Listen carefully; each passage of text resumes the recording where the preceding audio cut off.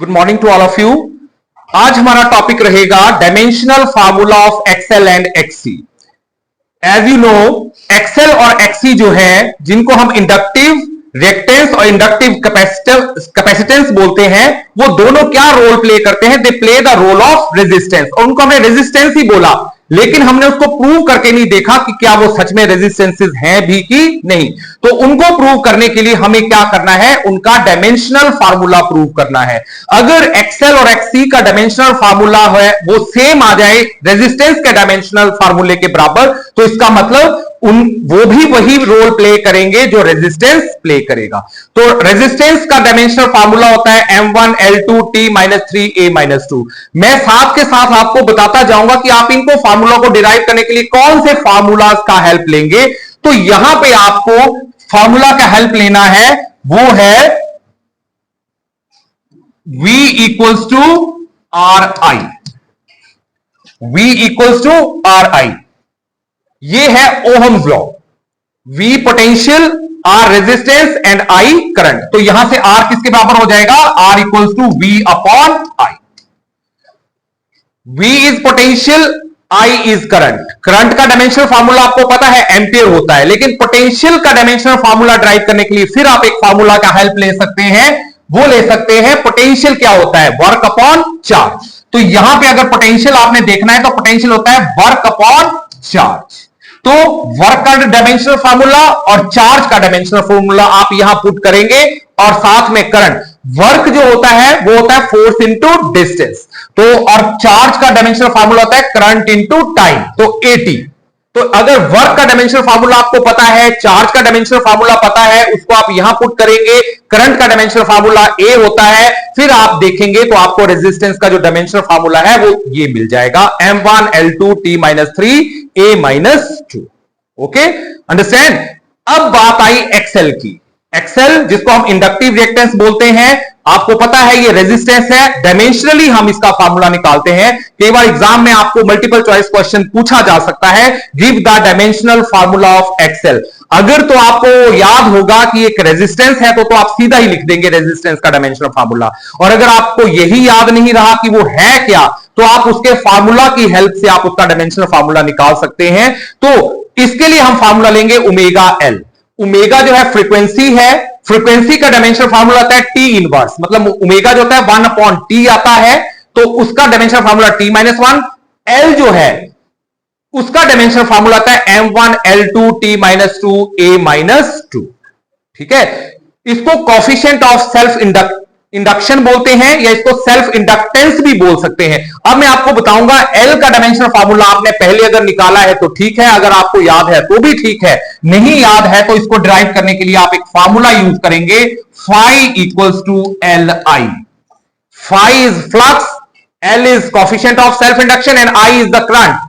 तो L किसके बराबर आएगा? L आएगा phi/I। और phi क्या होता है? फ्लक्स। और फ्लक्स का फार्मूला होता है phi = B × A। ये फ्लक्स का फार्मूला होता है B × A, where A is the area and B is the magnetic field. अब आप सोचें कि अगर आपको मैग्नेटिक फील्ड का फार्मूला याद है तो ठीक है, डायमेंशनल। अगर नहीं है तो मैग्नेटिक फील्ड का डायमेंशनल फार्मूला याद निकालने के लिए आप लॉरेंट्ज फोर्स वाला फार्मूला याद कर सकते हैं, F = QVB। यहां फोर्स का डायमेंशनल फार्मूला मिल जाएगा, फोर्स का फार्मूला आप पुट कर देंगे, चार्ज का पुट कर देंगे, वेलोसिटी का पुट कर देंगे, तो आपको मैग्नेटिक फील्ड का डायमेंशनल फार्मूला मिल जाएगा। फिर आप वापस इसी पाथ से होते हुए आएंगे तो आपको L का डायमेंशनल फार्मूला मिलेगा, जो कि इसके बराबर होगा M1 L2 T - 2 A - 2। और जब आप इसको इसके साथ मल्टीप्लाई करेंगे तो आपको डायमेंशनल फार्मूला मिलेगा M1 L2 T - 3 A - 2। और आप देखेंगे, यहां पे आप देख रहे होंगे कि एक्सएल और R का डायमेंशनल फार्मूला क्या है? सेम है। तो इट मींस वो एक रेजिस्टेंस है। किसकी रेजिस्टेंस है? इंडक्टर की रेजिस्टेंस है। अब हम उसके बाद नेक्स्ट लेते हैं XC।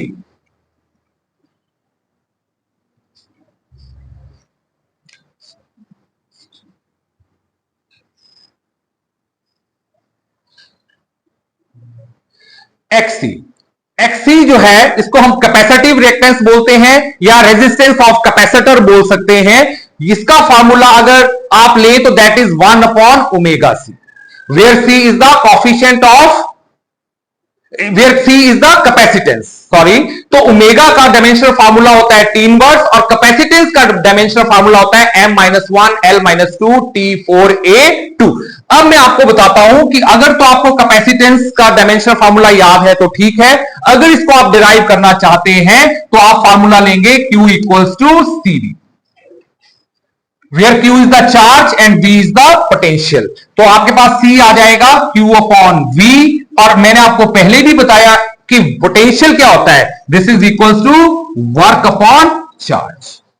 तो अगर आप वर्क का डायमेंशनल फार्मूला पुट करेंगे चार्ज का तो आपको पोटेंशियल का मिल जाएगा, पोटेंशियल का अगर फार्मूला यहां पुट करेंगे तो C का फार्मूला मिल जाएगा, C को फिर आप यहां पुट करेंगे ओमेगा के साथ तो XC का डायमेंशनल फार्मूला मिल जाएगा। और आपको ये डायमेंशनल फार्मूला यहां दिया गया है, कैपेसिटेंस का होता है m-1 l-2 T4a2। इसको इसके साथ मल्टीप्लाई करेंगे then you have m-1 l-2 T3a2, फिर इसका रेसिप्रोकल जाएगा m1 l2 T-3a-2, and this is again if you compare it with the resistance, तो ये डायमेंशनल फार्मूला किसका आया, जो हम रेजिस्टेंस का डायमेंशनल फार्मूला पहले लिख चुके हैं। तो इस वक्त आप क्लियर कर चुके होंगे अपने आप को कि चाहे हम एक्सएल का डायमेंशनल फार्मूला निकालें, चाहे हम एक्ससी का निकालें, चाहे आर्क का देखें, सबका डायमेंशनल फार्मूला सेम है। तो इसका मतलब जो एक्सएल और एक्ससी है वो एक रेजिस्टेंस है, एक इंडक्टर के केस में और एक कैपेसिटर के केस में। अगर आपका डायमेंशनल फार्मूला सेम आ गया तो वो एक ही चीज है। अब अगर आपको पूछा जाए यूनिट क्या होगी एक्सएल और एक्ससी की एसआई सिस्टम में, तो आपको पता होना चाहिए कि आर की यूनिट होती है ओहम, तो इसका मतलब एक्सएल भी जो होगा ओहम होगा और एक्ससी भी होगा ओहम। तो ये आज का वीडियो था अभी जो आप इसमें अंडरस्टैंड कर चुके होंगे एक्सएल और एक्ससी का dimensional formula. Thank you. Subscribe and share for more amazing physics content, and press the bell icon to never miss an update. Subscribe and press the bell icon for more from Pahati Physics Guru.